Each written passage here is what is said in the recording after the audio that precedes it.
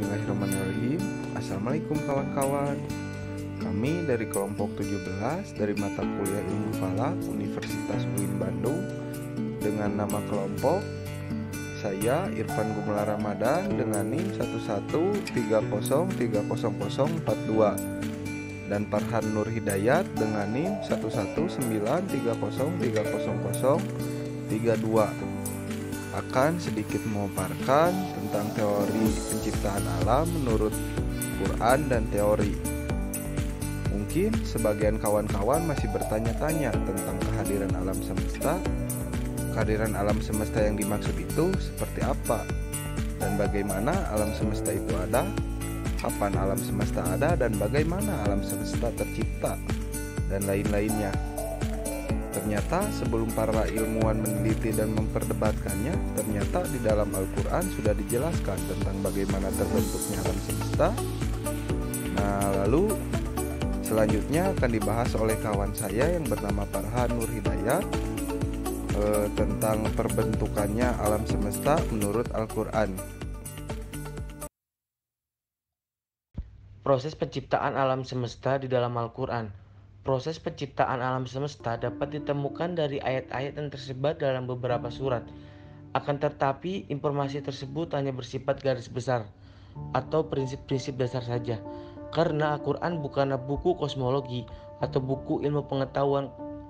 Ia menguraikan penciptaan alam secara sistematis sehingga memunculkan banyak interpretasi dari para musafir maupun filosof terhadap kandungan ayat-ayat dimaksud. Di antara ayat-ayat Al-Quran yang berbicara tentang proses penciptaan alam semesta ini adalah sebagai berikut.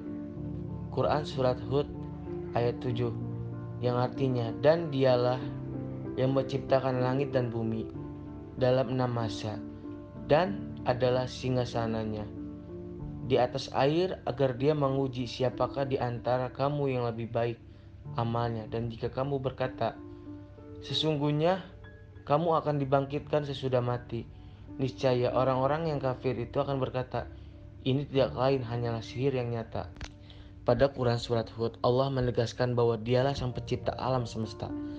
Sebelum proses penciptaan dimulai, Allah telah memiliki arsy yang berada di atas air ketika menciptakan alam semesta. Allah menguji manusia siapa yang paling baik amalnya, supaya mereka mendapatkan balasan atas amal perbuatan mereka. Alam Al-Quran untuk menyebut alam semesta digunakan ungkapan samawati wal ardi wa ma bainahuma.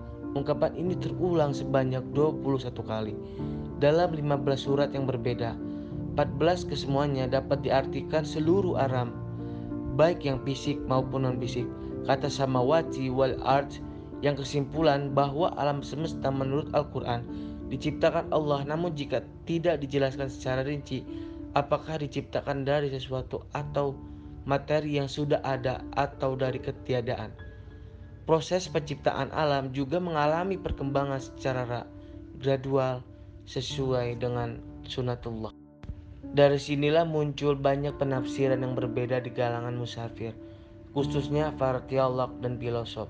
Adapun persoalan kosmologi dalam Al-Quran dapat digambarkan bahwa Allah menciptakan 7 lapis langit dan meletakkan yang satu di atas yang lain di atas bumi dalam tatanan yang sempurna dan tanpa celah, masing-masing berorbit pada jalannya sendiri.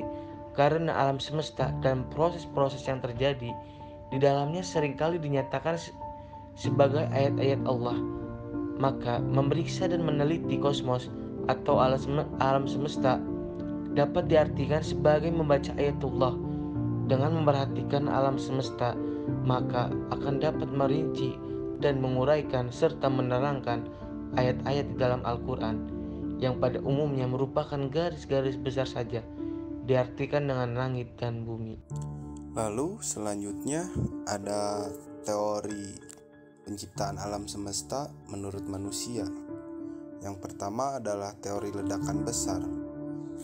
Teori ledakan besar atau yang bisa dikenal dengan teori Big Bang adalah teori yang paling populer dan banyak diyakini kebenarannya hingga saat ini. Teori ini pertama kali diusulkan oleh kosmolog asal Belgia Abegogres Lemaitre pada tahun 1927. Lemaitre juga dianggap orang pertama yang mencetuskan teori bahwa alam semesta terus berkembang. Teori ini juga menjelaskan bahwa alam semesta berasal dari suatu yang super padat dan panas, yang kemudian meledak dan mengembang sekitar 13,75 miliar tahun yang lalu hingga menjadi alam semesta seperti sekarang ini. Jika kita membuka naskah-naskah keagamaan kuno yang pernah dibawa oleh para nabi sejak zaman dahulu dan disampaikan secara turun-temurun, teori yang ditemukan pertama kali oleh kosmolog Abegogres Lemaitre bahwa alam semesta memiliki awal yang sungguh sejalan dari Al-Quran, yakni surat Adz-Dzariyat ayat 47 yang terjemahannya, "Dan langit itu kami bangun dengan kekuasaan kami, dan sesungguhnya kami benar-benar memperluaskannya." Jika melihat tafsir dari Kemenag RI, "Dan langit yang terhampar luas di atas kepalamu itu kami bangun dengan kekuasaan kami yang maha dahsyat dan maha sempurna, dan kami benar-benar memiliki kekuasaan yang tidak terbatas sehingga tidak ada yang dapat menghalangi kami untuk meluaskannya." Sungguh sesuai dengan hasil riset terakhir bahwa alam semesta terus meluas. Ayat-ayat Quran ini tidak diragukan lagi, menyangkal anggapan bahwa lahirnya alam semesta hanyalah sebab akibat dari hukum fisika, dan meluruskan segala keresahan dan perdebatan tentang konsep penciptaan. Mungkin sekian dari kelompok saya, kurang lebihnya maaf jika banyak kesalahan. Assalamualaikum warahmatullahi wabarakatuh.